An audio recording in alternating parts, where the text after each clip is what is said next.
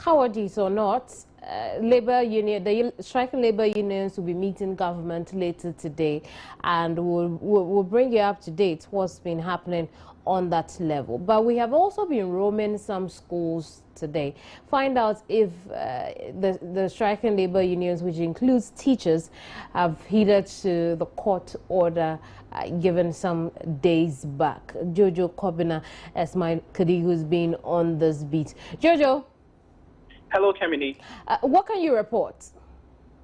Well, I went to the Ayalolo cluster of schools in the Ododojojo constituency, and that area has about over 20 schools, and I can report that there is no teacher in any of the classrooms.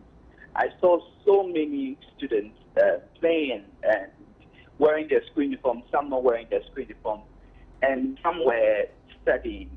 And I asked them why they were not studying at home. They said they were very weak in some of the subjects, so they told some of their classmates to come and help them.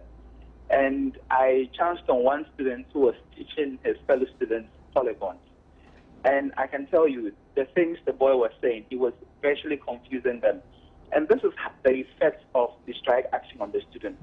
The students were junior high school, the final year, that is GSS3.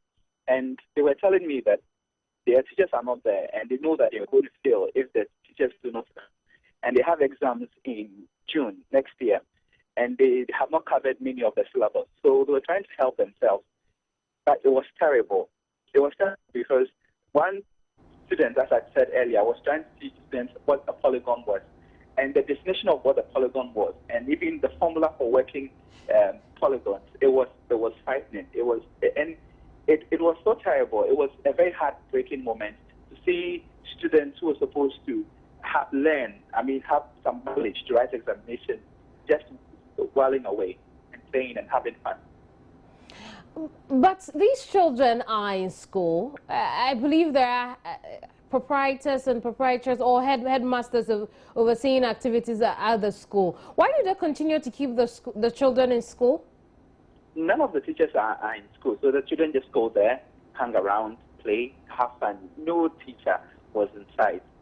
I saw one teacher who just came in and saw us doing an interview and then quickly left. He didn't even want to talk to us. And this, were just there. So who oversees the activities of the children while in school? No one. They were just supervising themselves, doing everything by themselves, writing on the blackboards. They're learning and opening their books and having fun. And some too were selling sachet water. And I asked them, why are you not in school? They said, well, the teachers are not here, so we're also trying to make some money. Interesting.